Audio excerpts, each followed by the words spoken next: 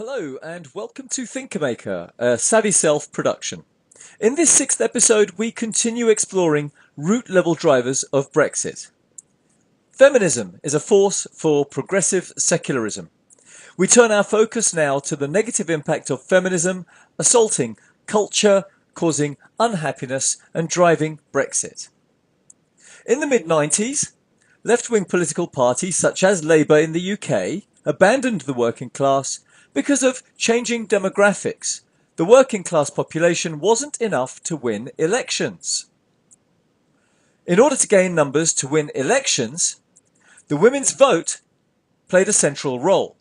The left's new party formula was to go feminist liberal, to win women and gang up with minorities or excluded groups, ethnic, gender, gay, disabled, and others. And this left working class whites unrepresented with their values diluted, common sense and traditional and socialist values. Some were suspicious back then, but they were ignored. This feminist webpage, identifying as Labour, declares feminism against Brexit. Look at these headlines. The EU is a progressive feminist project. Don't be blind. We said in episode 1, it's not surprising that feminism is pro-Remain as the yin-yang sweet spot for the feminine leans towards yin, although there are exceptions. And whereas Brexiteers want to be bold and confident to take chances in an unknown future, Remainers seek to avoid such risk, preferring to stay within the European family. Remainers destroy good spirit when calling all Brexiteers arrogant and isolationist. Look, voting results reveal that whereas 2/3 of low social class people voted to leave, especially men, 80% of young women voted Remain. That's the most extreme group. Progressive feminism likes to claim it's for everybody, but it's not. Their lack of lateral vision leaves them blind to the suffering of others, especially working class white men. Feminism thinks they're privileged, but they're not. Let's look at this feminist idea of white male privilege. Perhaps that has something to do with the Leave vote. So here's a quick quiz. The first British election was 310 years ago. Now, women got the vote nearly 100 years ago. When did all white men get the vote? Was it at the start of our democracy? Take a few seconds. Did you get it? The answer is property owners like these chaps had the vote from the beginning. But non-property owning peasant and working class men, more than half of all men, did not get the vote till women did. Now, what about the USA? All women got the vote about 100 years ago. Can you guess when all white men got the vote there? At the start of their democracy? Actually, it was 74 years later. Again, only property-owning men could vote at the beginning. This chart shows white working-class men only got the vote at the same time as women did. That's 55% of men. Feminist propaganda hides this. Be suspicious of that. Now, this story traces white working class men's fortunes over 800 years. They've never been privileged. So 800 years ago, commoners won rights to freedom and justice with Magna Carta. 300 years ago, the Industrial Revolution took peasants off farms into factories. Also, men were sent to face death and injury in empire-building battles.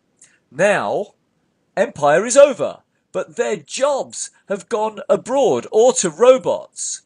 This story was never the choice of working-class males. So, not so privileged, eh?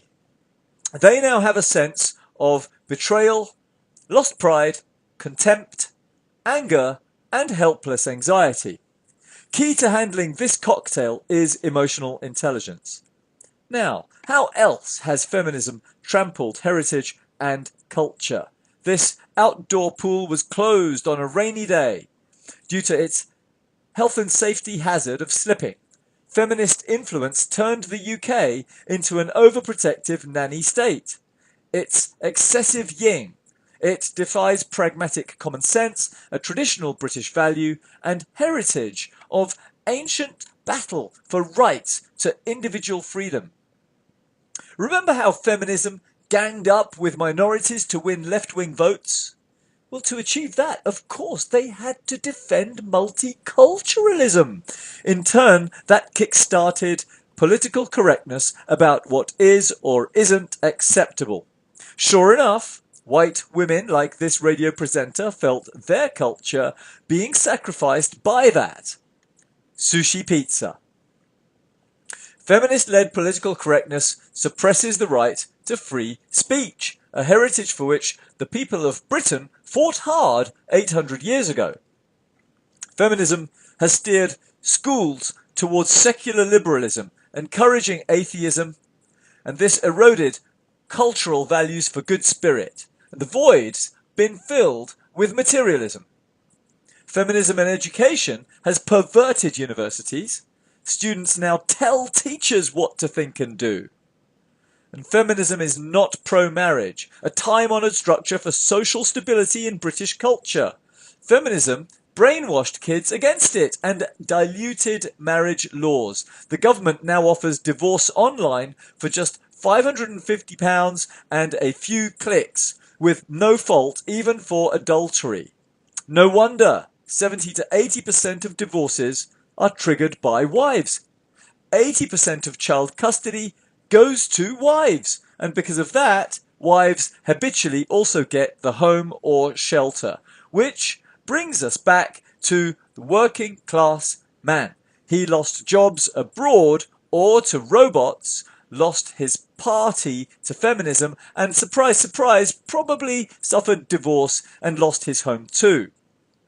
70% of the homeless are male. They're unhappy. Feminist propaganda is wrong to paint them as privileged. Now remember the wobbly Millennium Bridge?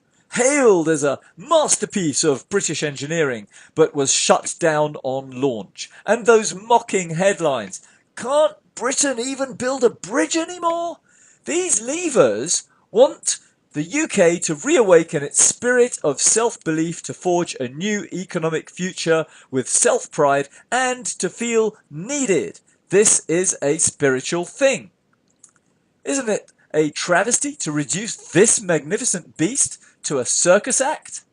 Well then, it's also a travesty in this age of robots to demand men gifted with magnificent physical talent should transform into desk monkeys. They want to rediscover their dignified heritage and pride in purpose. If not, the idle man's mind becomes the devil's workshop. Human spirit is of the essence for Brexit. But science has not invented a device to detect human spirit. So feminism has contributed to trampling British culture, heritage, and wrongly painted all white males as privileged. So hopefully the dots have joined up. Brexit, or something similar, has been a long time coming. The next episode explores if UK self-belief is merit-worthy and turns focus to the EU, how they're doing and where they go wrong. Thank you for watching.